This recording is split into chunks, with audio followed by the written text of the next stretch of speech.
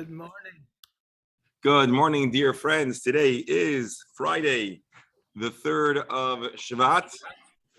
And if it's the 3rd of Shvat, it means that we are doing February 4th. Can't turn back the clock. And we're studying the entire. Are we Shvat? Are you sure? We're a dar. I'm sorry. You see, I bounced back a month. You want to see who's awake? Adar 3, February 4. Still, my mind is still in Shvat and in January, so we're studying the entire Talmud, one page, one line at a time. SHabbas Ch, chapter 11, page 101. Shabbos on the high seas is our topic, and how to observe Shabbat. And of course, our issue has been to determine the status of the sea, seafaring vessels. Does size matter? Sometimes it does for the purposes of Shabbos. And we concluded yesterday's discussion, concluded yesterday's discussion portraying or explaining the difference between a boat whose walls are cast high above the ground and a floating wall in a churva, in a ruin, in a house that's begun to collapse. We said Gidiyim boikim, by goats and other critters are not prevented at all by the wall. The wall does not do anything. However, under the sea there are no goats, and in as much as there are fish, you don't see them as well. To be honest,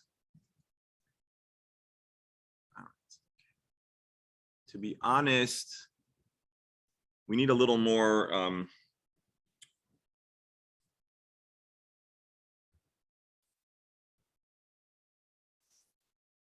me see something. Bear with me just another moment.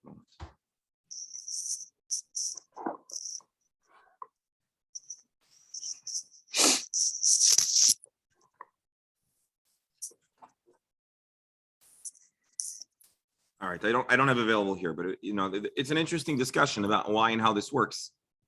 Why fish are different. It's not visible, but is there more to it? I want to add another thing that we need to consider, which is Rav Huna's definition of where the ground of the Carmelis begins. Because if it's the sea, if it's the surface of the sea, well, then the boat walls pretty much come all the way down. However, if it's the bottom of the sea, well, then you have indeed a suspended wall. And so it turns out that what we've been reading over here is the opinion of Rav Huna, and so that's consistent. Rav Huna is the one who says that the bottom of the sea is where the Carmelis is at. And so maybe that would be a reason to be talking about hanging walls. Conversely, if we accept that position, well, then the top of the sea is probably a Makam Tur. So I'm not going to explore that too deeply, although there's something there to be figured out. Exactly why Rav Huna considers. Well, actually, hold on. Let me share the screen, and we should start the new Gemara. I'm just going to back up 1 second. Amar Rav Huna, Hani b'Yitzias Demeshan.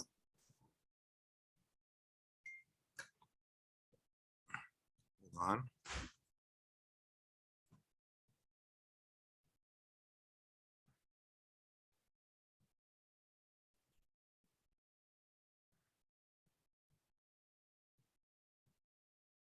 All right, I'm not going to go there now, but I want to show you one more thing before we continue, which is what is the definition of the B'Tziasa Demeshan?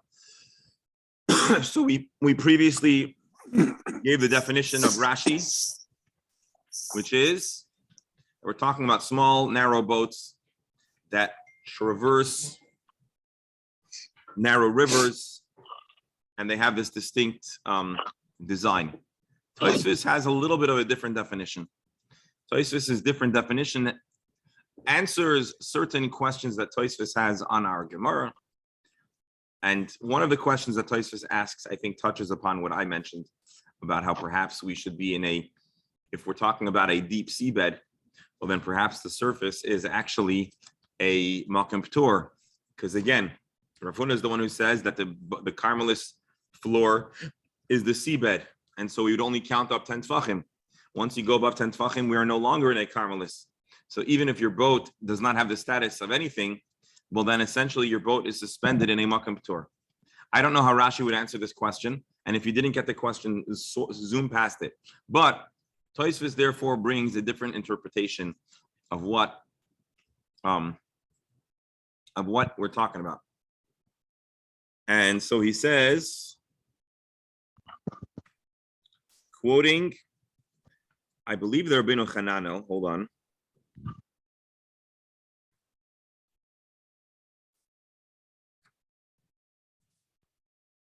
Bear with me another moment. Rabbeinu Chananel on our Gemara.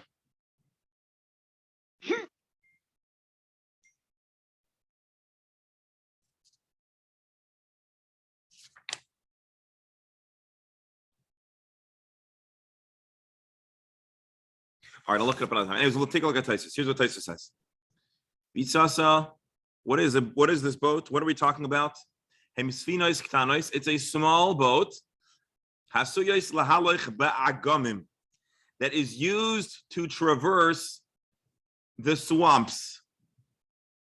Ve'al shem shemahalchois al bitzei hamayim, and because it manages to go over this very shallow, muddy, swampy water. Kari le bitzisa.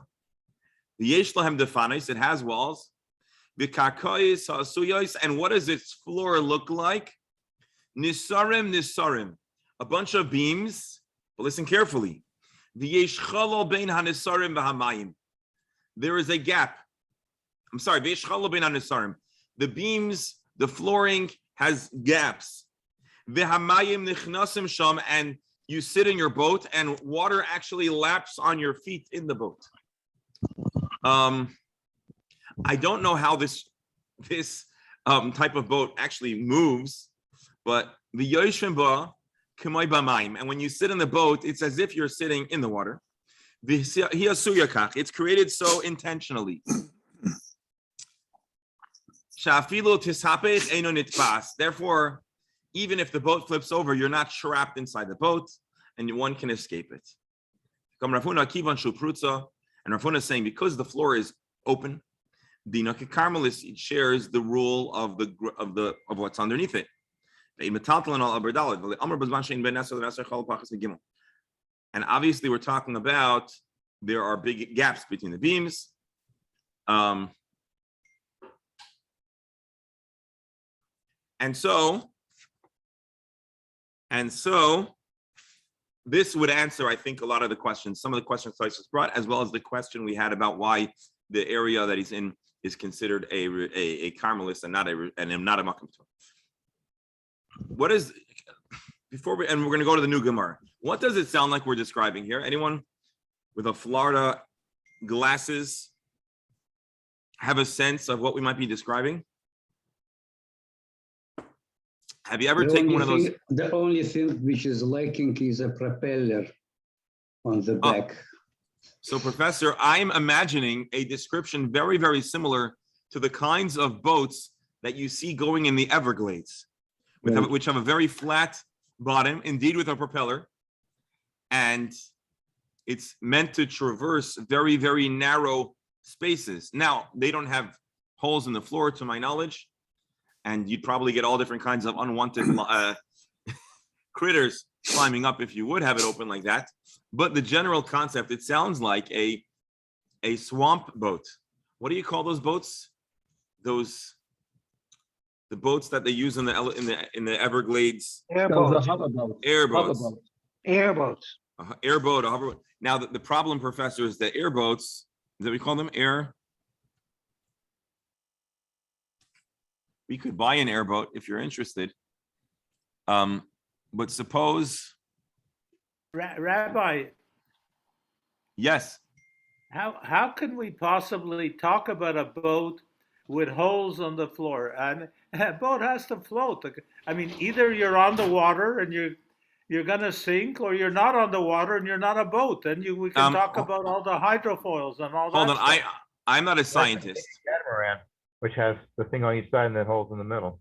I'm not a scientist, but I could imagine. I mean, think about, forget boats for a moment. Have you ever seen a dock that has holes in the dock or gaps, it can still float. So It's not I'm not floating, su- it's Not underneath. for long, not for long. so I'm not super perturbed. Obviously, I'm going to imagine there's some kind of material that is a super, how do you call it, float, that very buoyant to ensure that it doesn't sink. But I'm going to take Tosfos's word for it that it actually exists and it's designed in such a manner.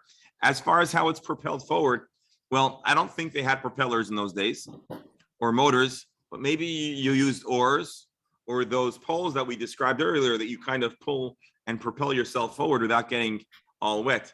Now, the problem is if the floor is porous and water's coming in, well, then maybe you just want to walk in the, but anyways, that's what we're talking about.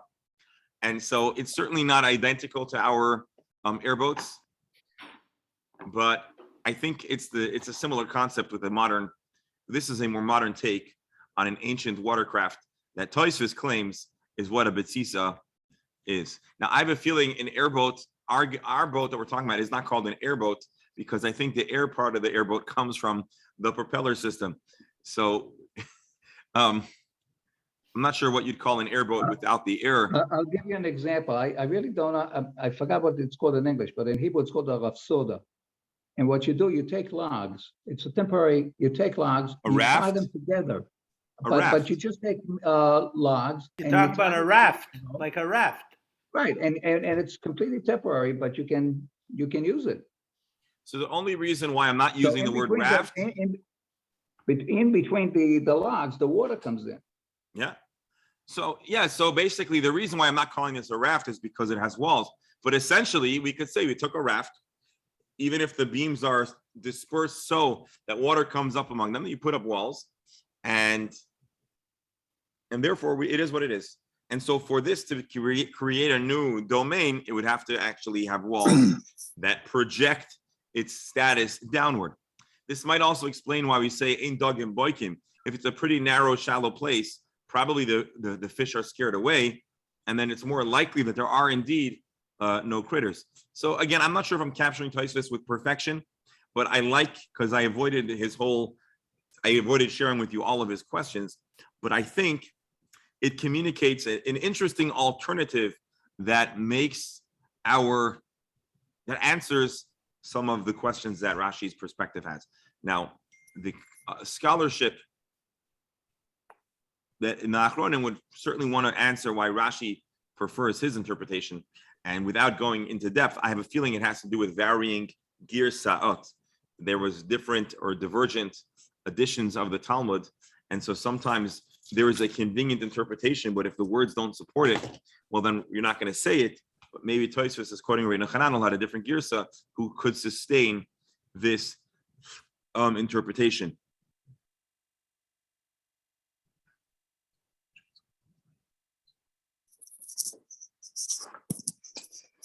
So, anyways, that is. Let's see one fast thing. The Marsha, the few Marsha Prashashi.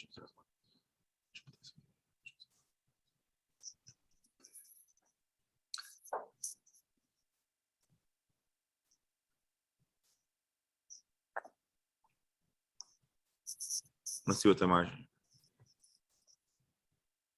Here, this is a repeat, but here we have the Rashba, who quotes Rashi, quotes the Tosfos' questions with his own spin. He quotes that Tosfos quoted Hai Goin and Rabbeinu Hananel, that we're talking about this raft-like, buoyant, flat, open-floored boat, which, interestingly enough, here he describes it as here he describes it as a dinghy, a light boat. A big boat cannot travel in very shallow waters. This bitzisa is adept to traveling, and so this might be the equivalent to a dinghy or a rowboat. And he says, by the way, why is it called Meishan? Because that's a very swampy area. And he describes exactly as Tosfos described. It has walls, and the floor is with beams that have space in between them, and the river, the sea, actually come into the boat. And if you sit in the boat, you're practically sitting in the water. But this is actually a technique and a method to ensure the survival of the passengers. Rabbi, while we're talking about boats, Hang on. Just give me one second. I'm sorry.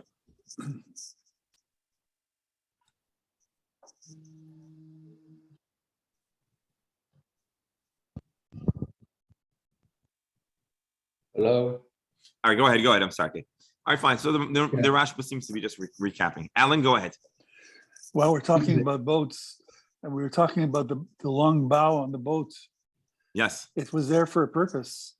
When they got into shallow waters, Mhm. one of the crew would climb onto that bow, lying face down on it. Of course, he was strapped in or something, and he had a long rope, and the rope had a weight to the bottom of it, and it was measured off in feet or whatever their measurement was. And he dropped it as the boat is going. He keep dropping it down, and yelling out the amount of feet below the boat. So you're saying that there was I'm sorry. So you're saying that there was a function for the person to be there to help them figure out the depth, etc.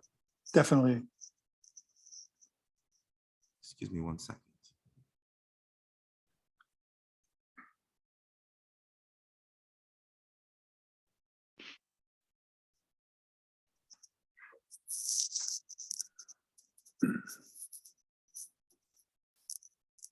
Pardon? All right. Yeah, very interesting. So anyways, what I'm learning is that there's a lot to know about the sea and boats, and a lot of things that seem to be simply a matter of design and aesthetics actually have a lot of function, both in Alan, what you described, and our explanation here for why these airboats or dinghies might have had an open floor design. And so Tosfos understands it to have been about ensuring the survival of the crew in the event that it capsized. And that is interesting. At least we know it was a holy boat. It was a very holy boat. A very holy boat. All right, one day we'll find the Reino Chanel inside. Next segment of the Mishnah. Our Mishnah continues and describes a bunch of boats that were tied together. And Rebberal told us that you should be wary of boats tied together because your fingers can pay the price. Is this so? Definitely. For sure. So the Gemara talks about how when they're tied together, what's the halacha? You can carry from one to the other. Our understanding was that this was an issue of rishuyot, domains,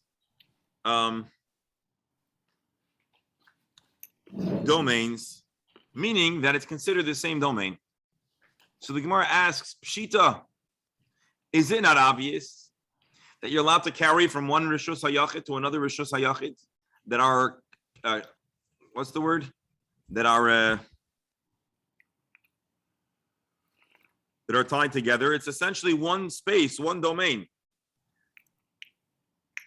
The commentaries point out that we would have to be talking about that they belong to the same owner. Because if they're two different owners, then there is a shaila about moving from one Rishus HaYachid to the other Rishus HaYachid. So the Gemara says, Lo nitzricha ela lahatir bitzis. Rabbi, Yes. isn't there a concept that if two objects are close enough together, then without even physical ties to each other, they can be considered a single object, the same object? Possibly. We'll see in the Gemara soon what the concern or if there's a unique concern. But suffice it to say, boats, I think the proximity of boats is less certain, or the continuous nature of their, how do you call it, of being next to each other is all but certain, because the water and the, how do you call it, it can easily cause them to drift apart. So even if they're temporarily adjacent, it is not for certain. That is certainly the position the Mishnah seems to be taking, because if you recall, the Mishnah says that once they are detached, once they are severed, even if they are adjacent, you cannot carry from one to the other. Let me ask you another Rabbi. question. Doctor? Okay, so from what you said, the boats need to be both owned by the same person. So let me ask you a adjacent question. Two homes that are attached with a door in between, but belong to two separate people. Can you transfer from one Reshut Yachid to the other Reshut Yachid? A good question. A good question. There are scenarios that one would, well, let's see, because the Gemara is going to give us a lot of information. I don't want to jump the gun, but suffice it to say, depending on the circumstances, there may need to be an Eruv, as we'll see. I'm not saying there does need to be, but there may need to be. So there are different factors. Rabbi. Yeah. Yes. Rabbi, isn't this similar than passing from one balcony to another? Similar yet different, as we'll see. As we'll see.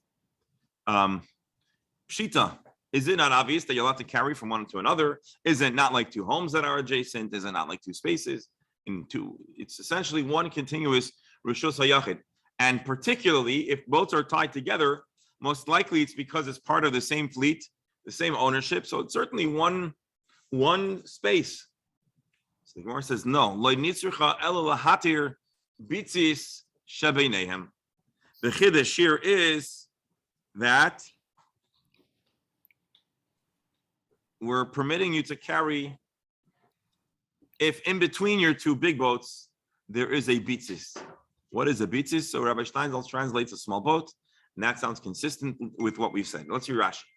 Mitaltal de masnisin, elali taltal mizula zu derech bitzis kitana shebein shtei hagadolos. We're talking about two big boats, but wedged in between them, perhaps akin to a dock, is another little boat. The afal pi she'enoi kishura. Although this boat is not tied, the bitzis is not tied to the two boats. Niteres al yedei kshiras shtayim hachitzayim. The two other boats are tied. Here is what we're concerned. We have two big ships, and in between we have a little dinghy. The two ships are somehow attached. They're tied together, but when you tie things at the sea, you don't tie them to be flush with one another. Otherwise, you'll suffer a barrel's fate. Therefore, you keep some space in between them. Now, right now, shoved in between them is a bitzis, a dinghy, a small boat, which is serving the function of a dock, let's say. But it's not tied. It's just wedged in between them. And so the chiddush here is that you're allowed to carry from one boat, big boat, to the other big boat by walking on the dinghy in between, even though the dinghy is not secured. That's what Rashi explains. Although the boat has the potential to slip out, it's considered one long rishus. Or aren't you displacing the water when he does that? When he does what? Steps into the boats? Yeah. It doesn't appear to be a problem. Doesn't appear to be a problem.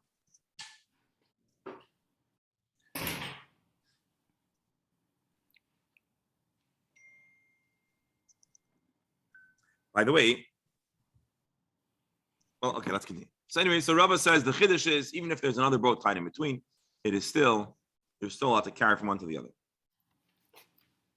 Let's see Tosfos really fast, just to point out, because the point I said was Tosfos' point. At this point, it appears we believe our impression is the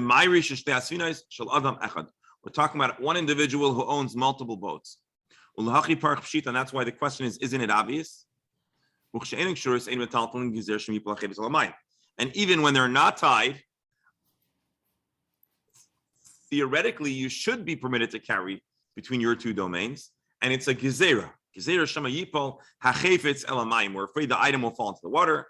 And then you'll end up to have carried either from a Reshus HaYachid to a Carmelis or vice versa. And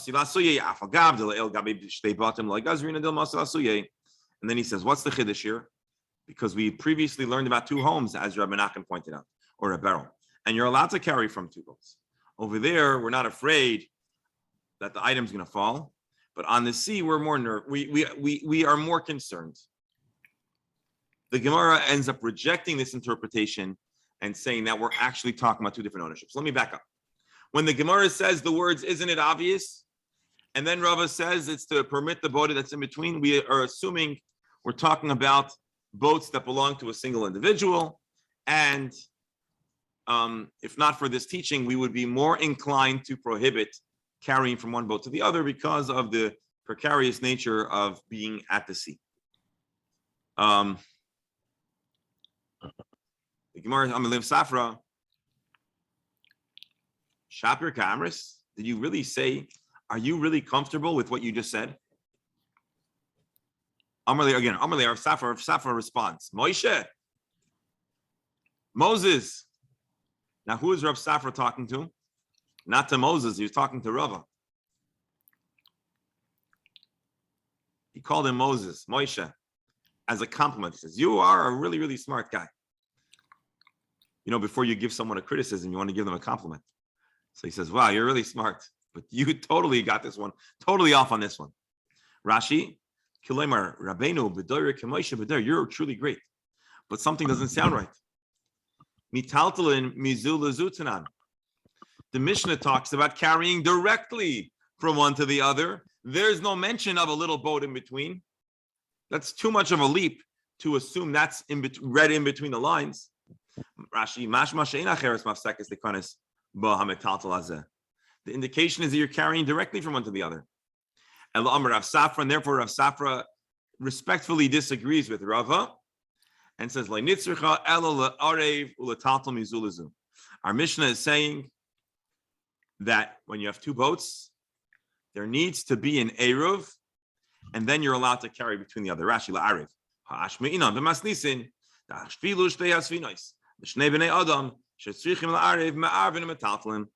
Rav, the Mishnah is teaching us that you may create an Eruv, and that would permit you to carry from one to the other.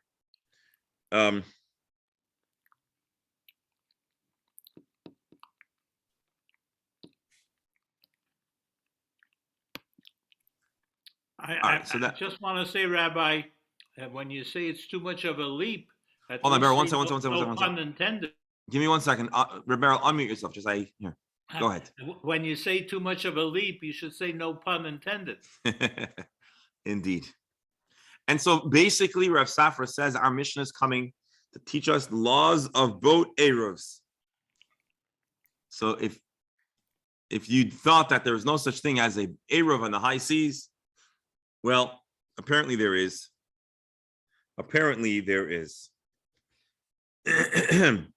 Obviously, here the boats have two owners, and we want to combine and turn the two domains into a single domain, and an Eruv can do that.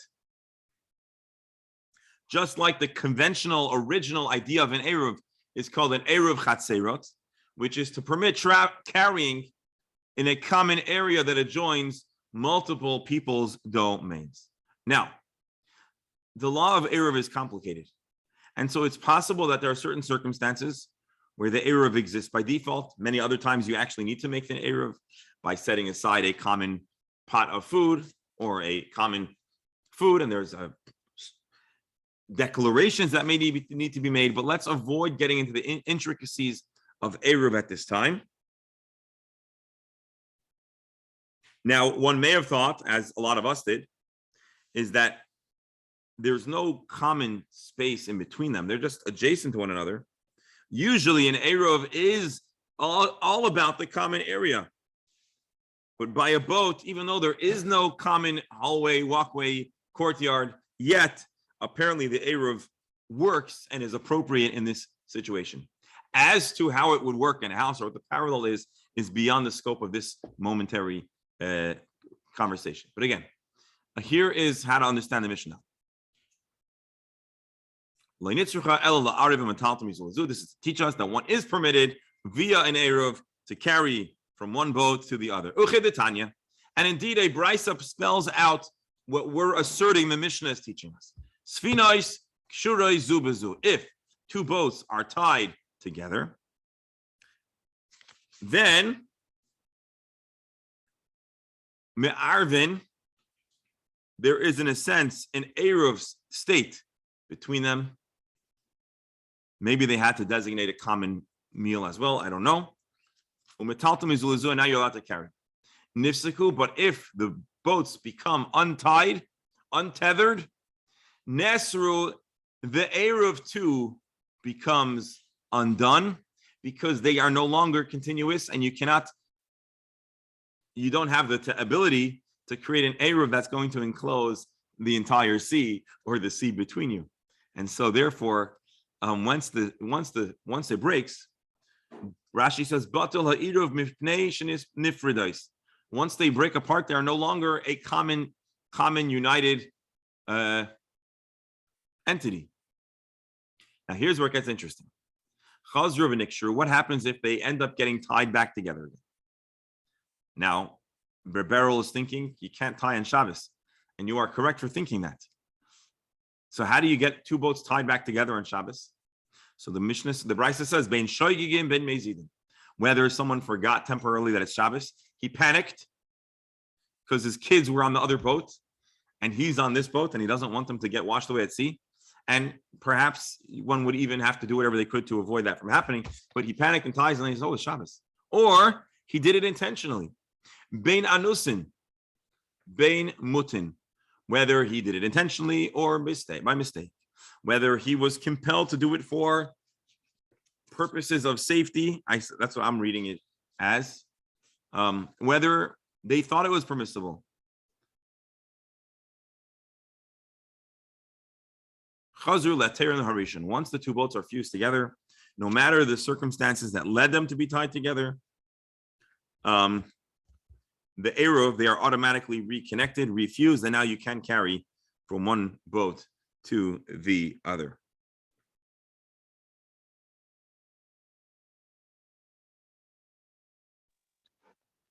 We make our lives very, very difficult. Why? Why do we make In our lives general, difficult? all things this way and that way, and Well, hold on. First of all, before you go out to the high seas tying boats together, make sure to pick up my new book, Shabbos on the High Seas. No. Actually, I bet you there is such a book already. And yes, but again, I don't think this is a common circumstance, but it is, it's important to know. Is it one domain? Is it two domains? And I'll that's give you what an example. Even if today you go on a cruise line and then you want, you can't take an excursion off the boat, but sometimes, there's a boat that comes up because it's too shallow for the cruise line to come in. So they come to pick you up. They have a bitzis. What? You have a bitzis that comes and picks you up, right? Right. Well, it's not exactly a bit. It's a bit. They're called tenders. Tenders, exactly. The tenders. So they come and tender you off. So a situation like that, it's an issue. So it's the real today live issue. Yeah. That's why this is a front.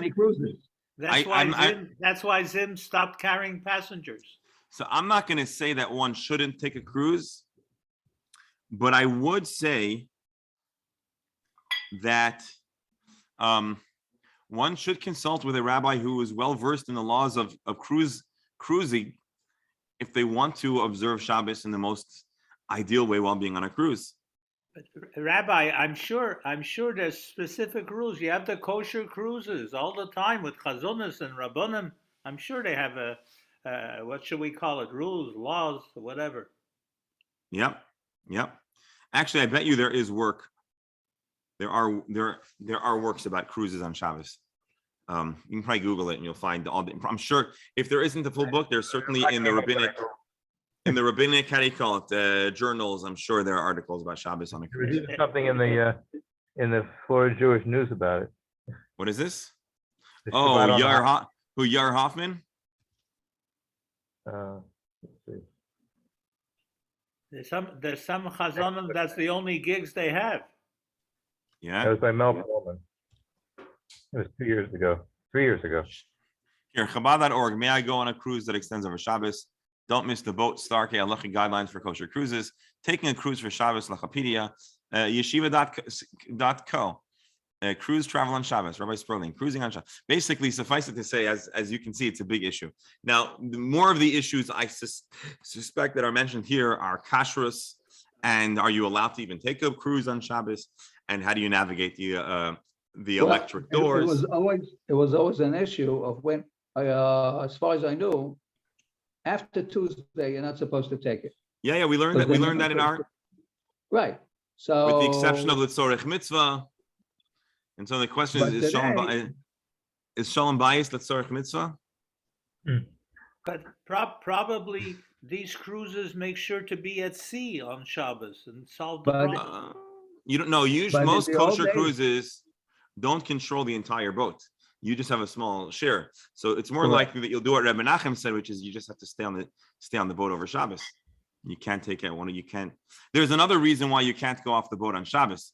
So besides for carrying, and besides for that, you can't go on the boat and you can't take your stuff, and you won't be able to, but there's also an issue of Tchum Shabbat, right? You're not allowed to go out of city limits, but your boat is traveling out of city limits, and so it's not certain that you're allowed to really travel beyond the space of your boat. Anyways, all my only point was there are many factors to consider. Most likely, you're not considering the factor of your boat being tied to your friend's boat. That's less likely to be an issue than many other concerns. Actually, about this issue of disembarking on Shabbos, I think I saw someplace, I don't remember what Masechet it was, about two rabbis that had to disembark from the boat, and there was an issue who handles the planks for them so that they'd be able to disembark.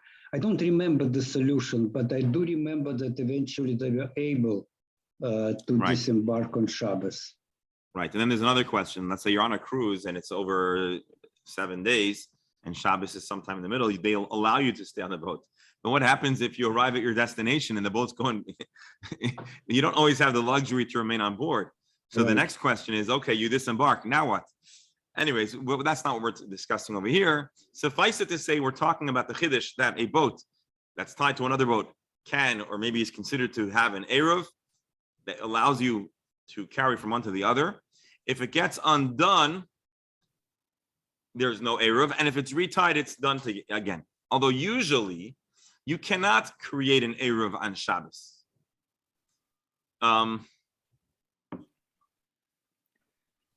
And so Tosfos right away says,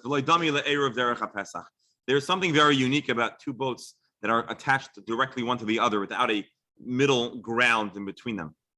Because in Maseches Eruvin, which is our next Masechta, the Gemara says that if it's undone, it's canceled and you cannot reactivate it. So this is a unique type of situation that is not always applicable.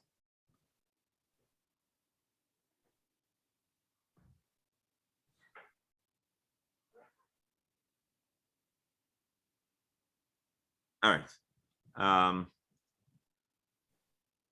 Take a fast peek into the Rambam.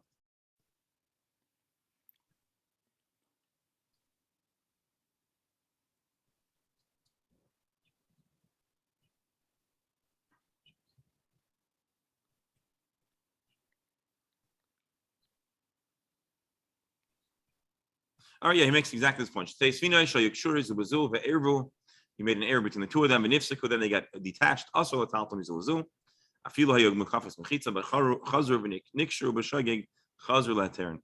become reattached. Although our Gemara says you could do it b'mezid, the Rambam doesn't include that you're allowed to b'mezid fix your error because you're not allowed to. Mezid means you shouldn't do it. Retroactively, But the way I look at it, I mean, you get the Avera for doing it b'mezid, but Correct. it makes it, but in de facto, it makes it into one. Correct. Uh, Correct. Here, I lost my citation.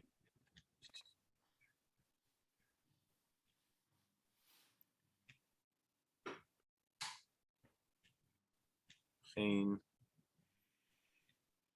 right. We'll revisit this more at length when we get to that place in the Gemara. Here. All right, let's do a little more Gemara. Our Brisa mentions similarly,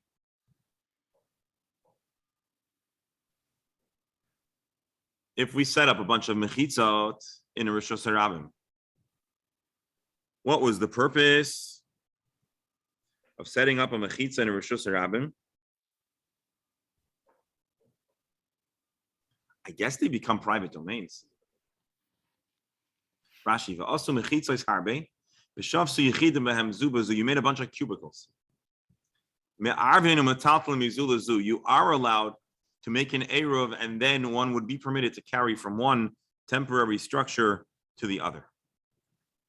However, niglalu, what happens if these machzalot, these mats that were used to create a whole bunch of different, call it cubicles, individual private spaces, and then they were rolled up, they were retracted. It is no longer broken up in these little domains. Nesru, now you may not carry from one to the other. Rabbi, can I ask you a question? Yes. Going back to the previous, I'm rethinking the previous issue with doing b'mezid. So I understand the concept. However, we know, for instance, on Shabbos, if you cook on Shabbos, you're also bahana of that product that you cooked on Shabbos. For how, until when? So what? Hold on. For how long? I think forever, no? So it depends if you did it b'shogeg or b'mezid. It depends I'm on. talking about b'mezid. B'mezid, yeah, b'mezid, yes. You can't use it forever. So here too, if you tied it b'mezid, why here should you're? But you're still also ba'ana. So because you're not enjoying it when you cook. You are, because you can. No, you can when you transfer things cook from one to the other. When you cook, the byproduct of your cooking is the food you made.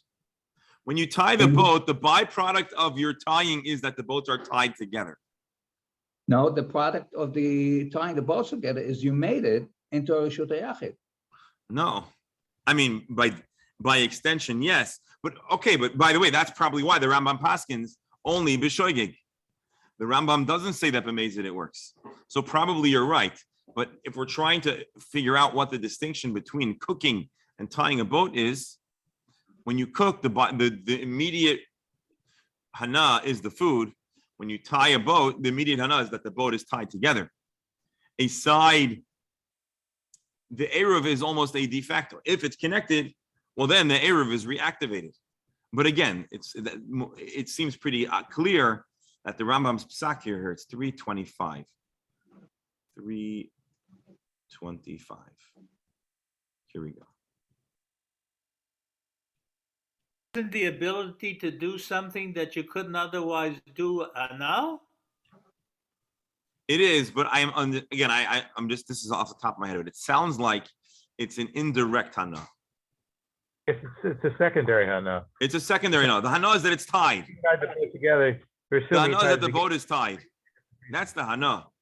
A secondary value is that you can also that if the boats are tied, well, then an eruv works. But that's not the primary. Here, let's just look over here. Okay.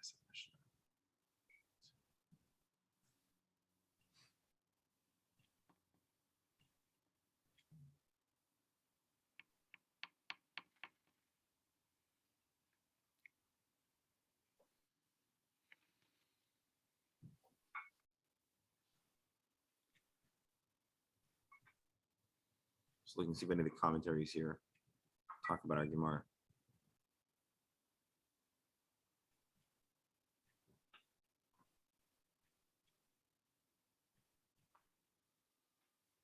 All right. No additional. So yeah, it's an interesting question. See how the Rif Paskins.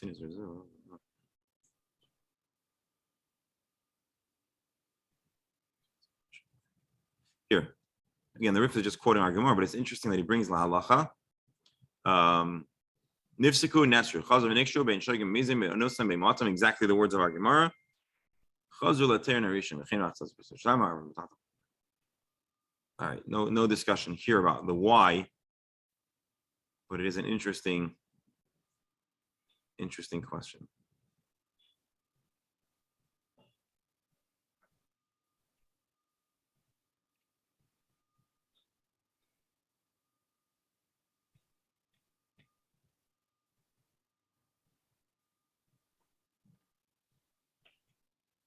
Hold on, just looking at the boat. It's here, I missed it. Oh, here.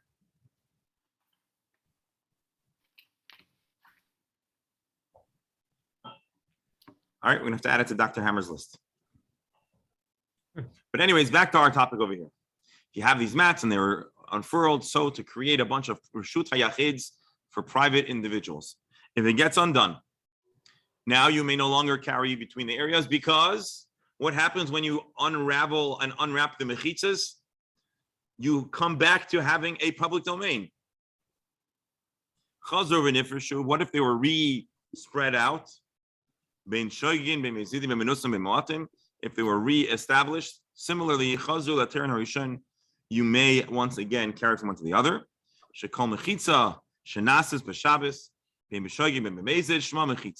A mechitza is a fact.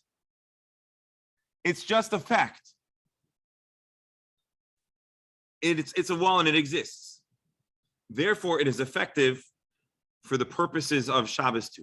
Because although we may not like it, and although you're not allowed to do it, and there may be consequences, it has all of the halachic criteria of a reshus hayachid. It has the walls, it has the floor, and it is what it is. That's what our Gemara teaches, which for some reason, the Gemara sees this as a very comfortable parallel to our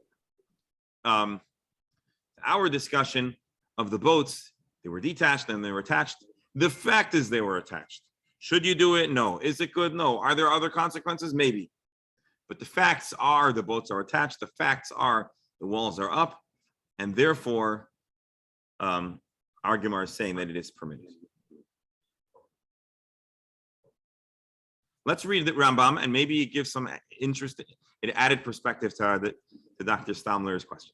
Mechitza. Now this is the Rambam on our present Gemara. If it's a self-standing wall, harezuk sheira, it is kosher. It is effective in establishing a domain.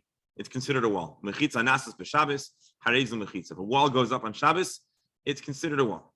Nasas b'shkaga, if it was done by mistake, one may even carry within this enclosure on Shabbos. Important caveat: it cannot have been done for the benefit of the metaltel, the person who's going to be utilizing this private domain. The person intended to utilize it, even if the person who constructed it was unaware that it was problematic. Also, the Shabbos, then you're not allowed to use it. Certainly, if it was done intentionally, let's say the guy who put it up says, I don't keep Shabbos, so I'm going to do my work, I'm going to build on Shabbos. The person who benefits from it,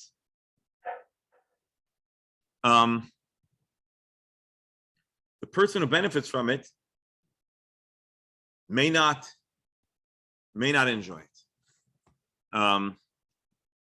So Rabbi Nachim, now our question remains, why would the Rambam paskin differently lamaisa about a boat than these mechitzas? Why? Or maybe he does paskin like this, actually. That's why he says it only works b'shoigig.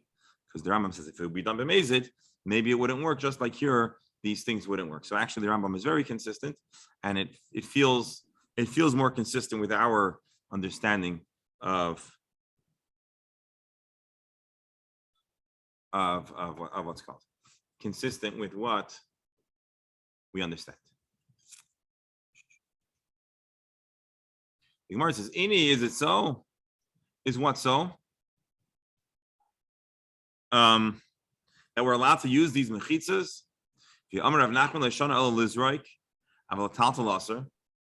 Aren't the partitions only sufficient to allow you, for the purposes of throwing, that you're chayiv. Wouldn't we say that you're only chayiv? Meaning, if you throw from your newly enclosed space into the public domain, now you've thrown from the private to the public. Who says that it actually creates a situation where you're allowed to be matir, you're allowed to carry in the area? Itmar, the Rav Nachman, amazing Itmar. And Rav Nachman said that it's only lizroik. That was if you did it in amazing, which is reflective of the Rambam and Rav Menachem's comments. But if it's done unintentionally, so then one would even be allowed to carry around. I think we're going to pause here for the day. And then we'll have our final installment of Shabbos on the high seas next time we study. And that's going to be, then the next Mishnah is already no longer about Shabbos on the high seas. So our next session will be the final session on this topic. Today's Friday, Erev Shabbos Parshas Truma. Unfortunately, I'm going to keep Sunday off the Talmud schedule, so we're not going to do Talmud on Sunday.